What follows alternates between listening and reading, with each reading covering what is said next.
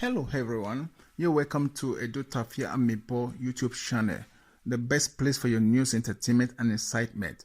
If this is your first time of coming to this channel, don't hesitate to subscribe to us, and while you are there, please click on the notification bell so that next time when we drop any video, you'll be the first to be notified. Thank you so much and God bless you.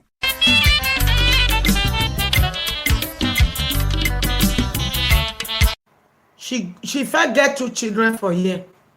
But this story go touch everybody heart. She marry Igbo. She get 2 children. Then she now go back to Nigeria, go carry black boy. Ori damn na well. Me maladiane we ke ari Nigeria. With that ladian we reni o. Abi ladiane. Mama dure la no who drop a message on my WhatsApp. I get we move because the story we now all changing many people. Or he say Nigeria. Okay, ya marry. Okay, ya me black boy. And she was having 11 million naira account okay. Or he say can black boy je. On a do 6 months. Out of that 11 million he gonna no care we go marry sigoro but marry say 2 million. A black boy now on a rio. Number 2, on a 28 million naira on a yabowa. A black boy na very any ebe buy. Black boy get oga Africa me ebe tano na oga webo. Moya akbita we umana wek bega ya homo dobi Nigeria. Cause he sick be. Uwaga eba go je gba ya bi e woto. Emi no e we ma ho e. Uwaga eba go re one room. Emi no e we ma ho e. Uwaga eba go back coffee. Emi no e we ma ho e.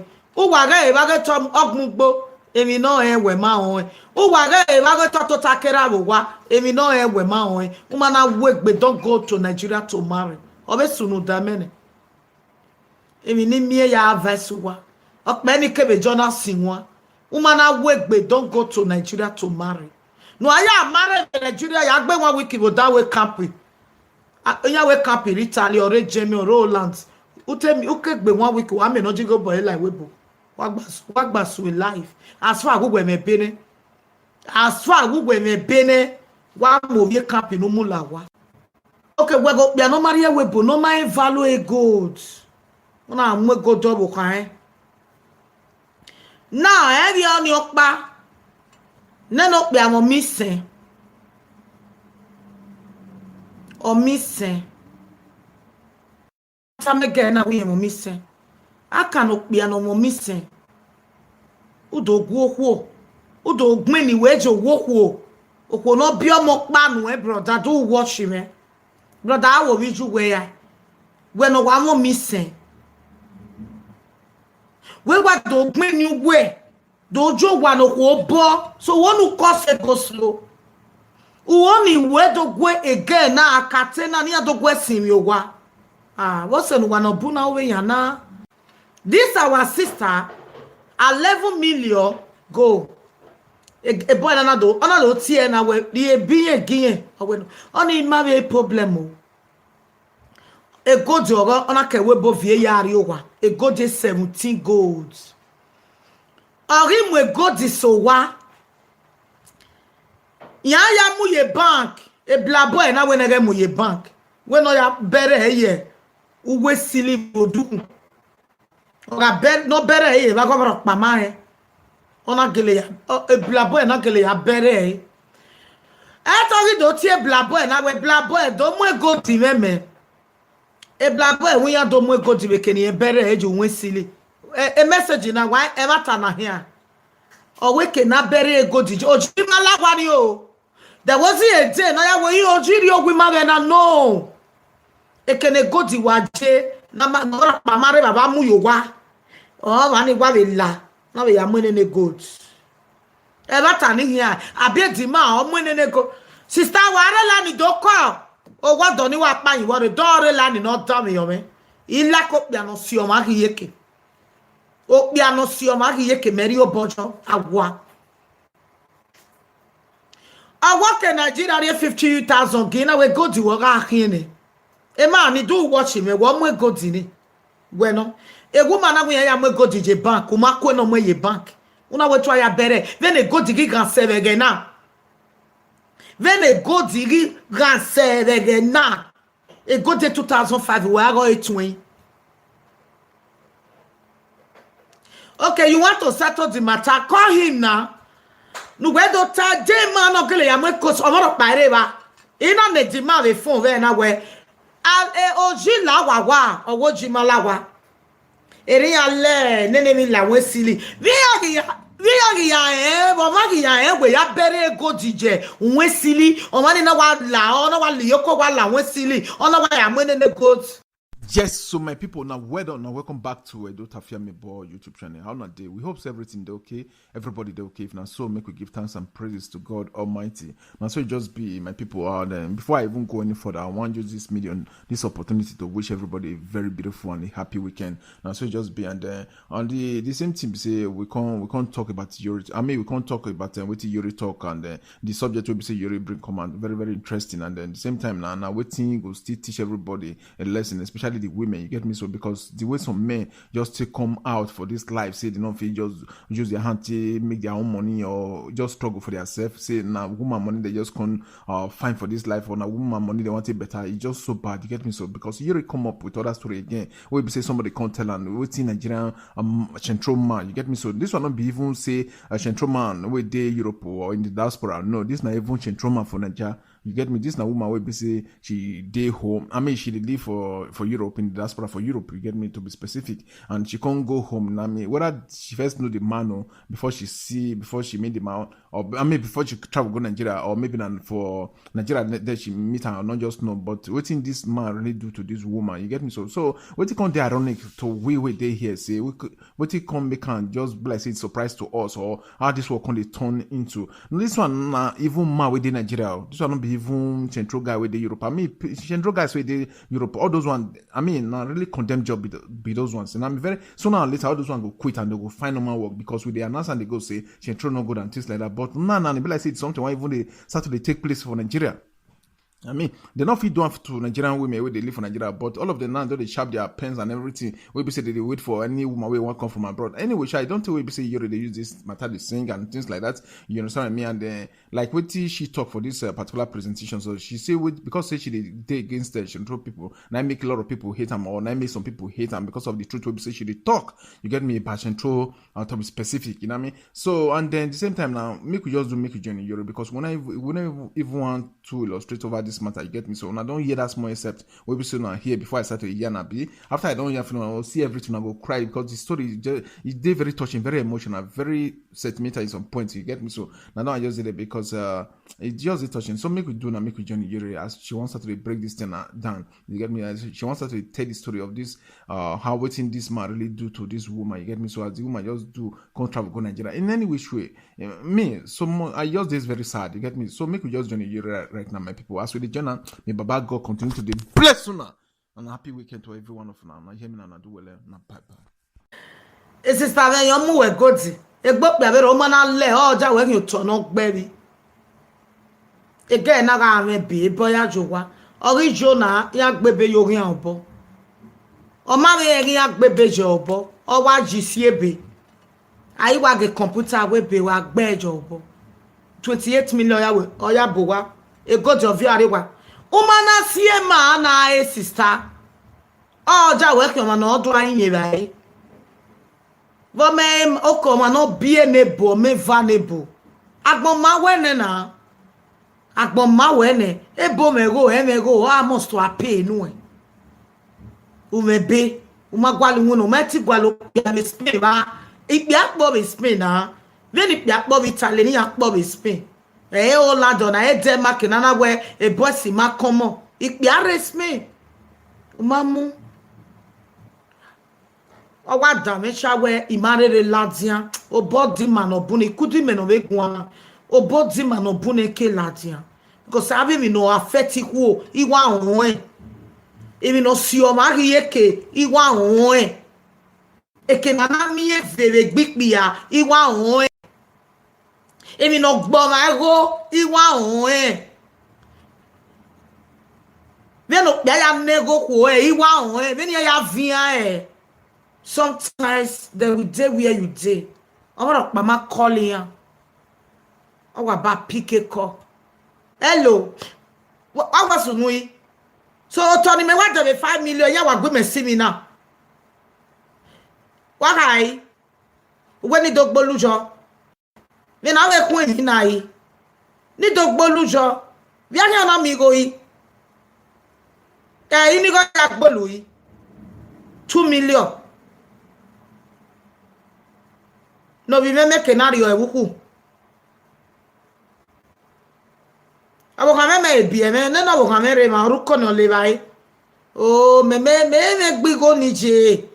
2 million nígbà tó yá gbé me gbigo ni ti ya mo ne no to we ni ya mo ye ne no to set 10 million. Iye gogo vi me no. Iye go vi me ori o e wuku. Iye me get ma we gbaro na je o won o to we no de. Ga ata me. Wa ga me na te Oni wasuri. Only you they cry. And when you fear.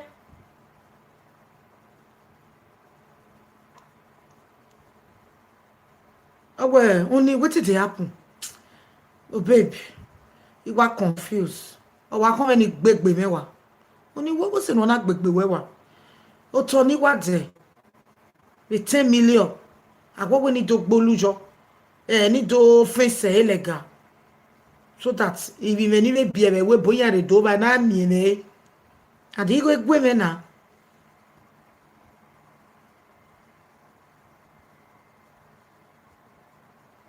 Okay, because of our family, no problem.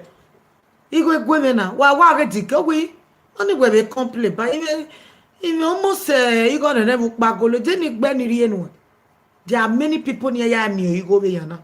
Everything to thousands. Obe sunu damene okparo ni temu obi joba oni e ba odo aye wo wa mu e ba e gbigo iya we ba e ya e ba e gbigo lesi we ba ni papa e ba na aje mi go pali e ba oni gwa do ayo gwa dare me be pe yen me be pe okin awa no me go obo no pa ma be tie ono wa azeli ni mi ono ka zi joba ono so aba here wa disgrace phone na wa ring. A phone now one ring. Up till now, they are still doing it. They are still doing it, my people. You go where you maintain it, where you go expire vacancy. On vacancy, so, sister me. We met my only trust you allow. Who block it. Then every month, we go, the same account, the same bank, you know, or you can go to another bank. Every year, oh, increase. We are here we're not in 1,000, you will not block it. Trust me. A year, cake by we are 1,002. So that any time we are need to go, we go get there. Why would in Nigeria, Papa? I take you 1 week we make Nigeria. Even raw, I not 1 year make Nigeria. Our beautiful sisters. She first get 2 children for here. In marry, but this story go touch everybody heart. She marry Igbo, she get 2 children. Then she now go back to Nigeria, go carry black boy. Oh, get down, na well. Me kaladi, me maladiane we ke ari Nigeria. Oh, with that ladian we reni a bi ladiane. Mama do rela who drop a message on my WhatsApp. I get we move because the story went now all changing many people. Or he say Nigeria. Okay, ya marry. Okay, ya me black boy. And she was having 11 million naira account already.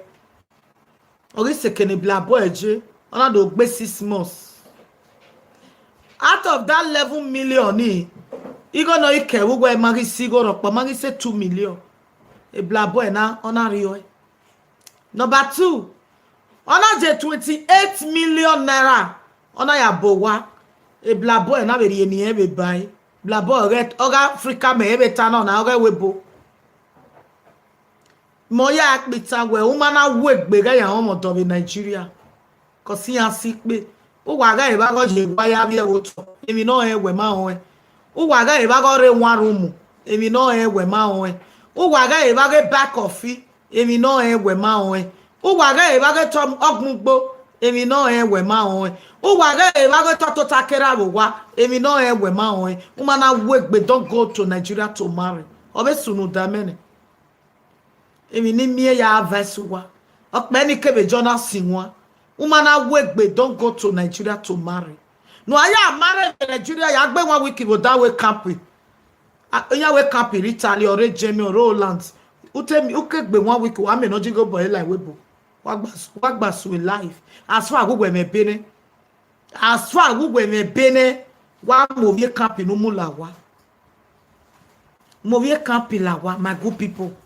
What take advice me because mo ruguya mo ijore one ona ewe ila live video akedo awi jore mo ijore one I mo ni jore one of Paris me no mo guwa gwana my thing na original weti wa mi igwa no ijore one of Paris have been exist for 20 years be France keni mana wina we mana mi mene we mudiana imana ro wa na ri omo gbon re ta calling me mo ijore wa gbe me Paris u go free e be we na bata wa yo boka me ohonu ma gbe me we na puchi me keka u go free o ma revo wa u ka fight yebe when you fight because without document you cannot adore evil people.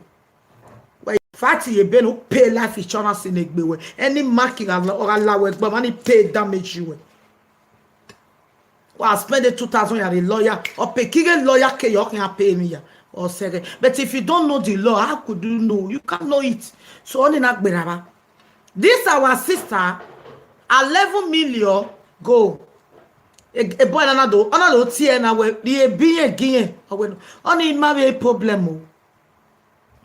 A gold on a kewebo vie yari owa. A gold 17 golds. Orim we gold so wa. Ya mu ye bank. E blabo e na we nege mu ye bank. We no ya bere ye. Uwe sili bodu. Oga ber no bere ye. Ba go bro pama e. Ona gele ya. E blabo e na gele ya bere e. E to do tie blabo e na we blabo e do mu gold ti meme.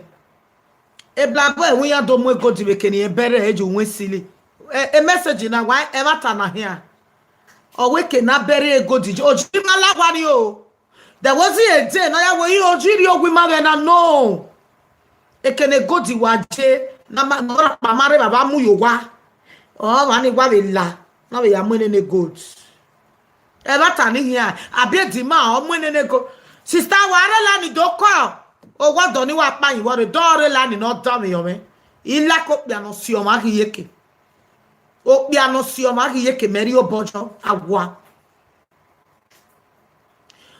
ke Nigeria re 50,000 Guinea we go di wo ga kini e ma ni do watch me wo mo go di ni we no e woman na we ya mo go di je bank o ma ko no mo ye bank una we try ya bere then e go di gi gan save again now. When go diri ganse regena e go de 2005 we are going to. Okay, you want to settle the matter? Call him now. No we do ta de man no gele ya mo ko so mo pare ba. Ina ne di ma we phone we na we al e oji la wa owo ji ma la wa. Eri ale nene mi la we sili. We ya bo ma ki ya we ya bere go dije nwe sili o ma ni na wa la o na wa li yoko wa la nwe sili o na wa ya mo ne go ba we wa temata public ita ma na we ti am message na la dia elti mana ga avie be no we me ba wa na wa ho experience o ga avie ina we maka o mi meta we no ma we gbega ejo e marriage Nigeria queen iya e marriage Nigeria tinya gwo ma si mi papati o ya so gen o ga webo e marriage Nigeria abi bia na ya webo gwa o ya se ke webo no ya o pe una ke webo no ya ke webo a won do wo gwa du ma we tinya si o ma bogoto abi ya ni jogo sa deji yanru emiti ya na boro ego ya ke were gbe adi ewebu nwe ya mata mawa iya very megwana na ni buvie wugwe omo pa le 2 weeks ago to ga vie owe mo mi joro gu mare la dante tour de la dia e mare jo me ni ya wo gwe eju ina weri me bi aje me ma me gi gbaro we ri o e can no sense ni it's a dirty marriage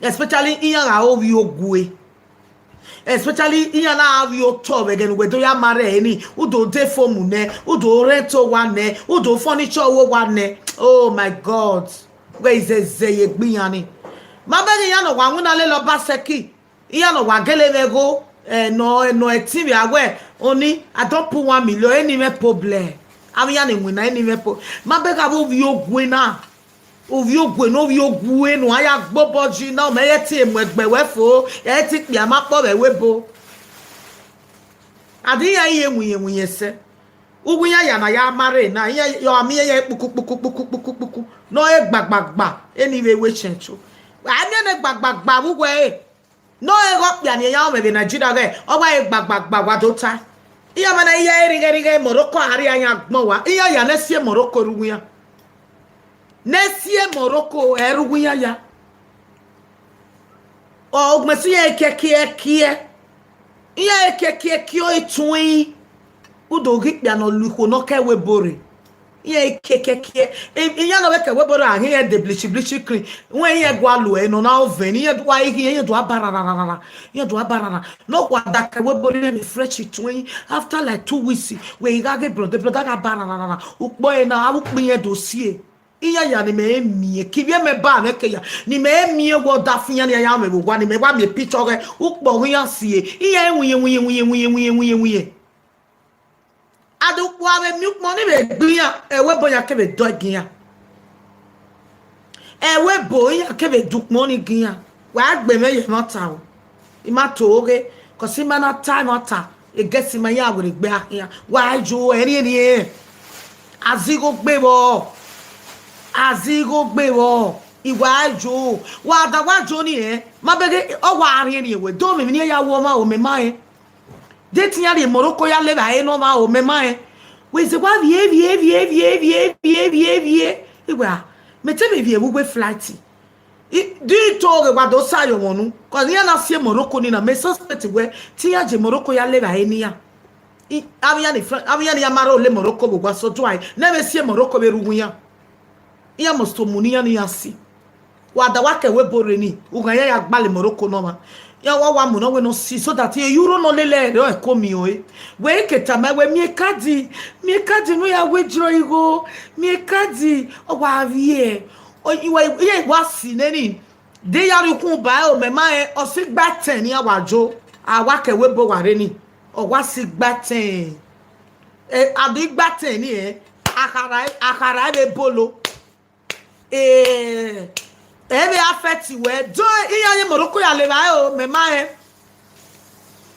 akara ebe bolo ato iya egbebe gweyan ye ke we foni we ata my woni go no le very woni go no le very amana we o just because iya eme we kwe bo amana nwi o amiya ni do aka we bo do amare bo wa abiya ni kewe boro do mare bo gwa ya ka abiya ni ro kwa ta we amana kaka bo nwie ya agbe euro na which is true we gwa de is one we do ata my way 20,000 wa ni very 20,000 wa we no gun ya ka we ni me di mama kaka be webo e ta maka waka ogun ya ka ani we no we ni ote we si wo kere odo mune no si odo aje no riwe yan na we I love you we gbe ipe ewe bo yan ma favor ipe ewe bo ma ya do a confess ipe ewe bo ma o si saloba we ni do mare we ipe ewe bo yan tete ma to even ipe ewe bo ya we ko obodo ni bi ma wa ma se ipe ewe ma be wa na o se ni na wa adi o wa egbegele wa de gba ya ko we not be at my way, you like it, yes. Don't be away bona o gmano no me Morocco no kan si bagate ma to salobo unless you won't be away boni we arrogant erima binima ogwa gbare Morocco okwo ni emu go jo hu ogwe no gu yan se Morocco wo wa esunu we webu o meti sanyone anyo emi rokpa just for a form ogwe sayo pu wo etun obe ye go be wanyo ni emu la bedi obe mu la we bedi obo kan no but oge e Morocco ne ha to ma na sie iya ise Nigeria uga ya ju peri ya pe webu mebe duwe na igo ina we o saloba we se o o ya we saloba we se o saloba we se ge Nigeria na do won mo do o da fun me no ro wa ika o bia ni arin yen de confess o lesin ya gwini iya aru we bu we bo yen na ikedore after we go no rakati fo igo ni amu ahia fo no bia ya mu ne girlfriend o ge bo o ya mo kwari o te iya ni agbiyan no ke we bo ni emu Morocco yen ya le ba ni ya yeah, the Morocco ya le ba ni ya yes so avio baby so the boy do je trouser odo hue odo mi epefi na deke we bogo do mi ogbon kukmo ke kavasi emi ogbon eyeglass ogbon odo gba egogo odo pa e girlfriend ogo ya block e odo igo no ka be ri ene obegbe mi ojo iro ge akpaniri e ge igbi agia no ke we bore ni mare obi ewu wa ye zevie ye ge no da fin ye yakpa because ojere Morocco ya le ba ene o zevie vie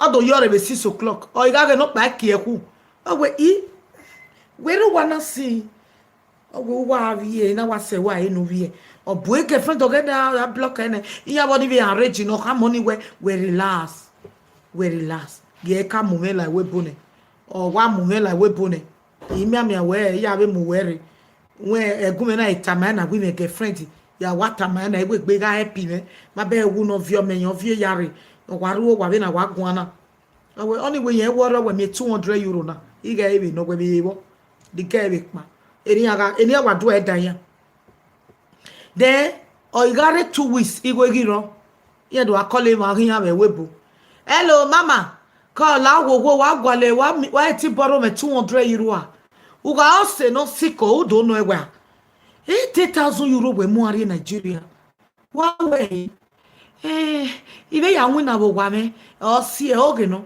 ebo no wa mi o wa lu e o ise bo wa declare pe so 300,000 200,000 ya make won ma se Morocco na e ma na se Morocco na se Morocco o me ni ya biz o me ni ya mi bi misbehavior so in reality time ya accept o ye na me we spirit ya we no or the weak a spirit ni do weak so even a man ni gidi time here after we just or to give no pa a family get to avie ogbe me mi mama o imagine monwe o bi me kwa ke we bore magi bege ba o a family get o ke do mi family ya no gogo o ma komo a family ya gogo o wa mi moto go fi moto gbe o wa be hine wa go ti o no jo we o bi je me nu ku ijo wa igo bi je me nu we o ga gbo e wa mi o iye sun ayi niyan o si e wa na mi marriage ni e mo bo last e me na we se e mo bo last out of 20 people no ya marry wo ma say ha no last eni ke yan wa la were gbe eso is why we travel egbai okay ya gbai we je ma support era ma support era the budget the marriage ona ari total support no gbai agwa ya no ma support obunse o we yen worry sisi ya ka mo bi na marry obana obi yen ho so ya je the marriage so papa in Nigeria no set pa worry obo o the picture ge o ya ka he o we ki o ho no we meze million ege gbai o sie no one obuma na meti ade webo iya kekwe so that is it igwe ni wado ya ribude nu sister me abi wo kwe calling na sister me dure la ni calling from Spain na big talk yes why you no waste time. Hello guys, you're welcome back. Thanks for watching the video. I hope you did enjoy the video. If you did, please subscribe to my YouTube channel, and while you are at that, don't forget to click on the notification bell so that next time when my video drops, you will be notified. And one more thing I'd like to say is that if there's anything that you guys would like me to change, like an addition or an increase to anything I'm doing with my video production, or like a reduction or decrease or take away from my video production, don't hesitate to leave your comment or your suggestion, your opinions on the comment section.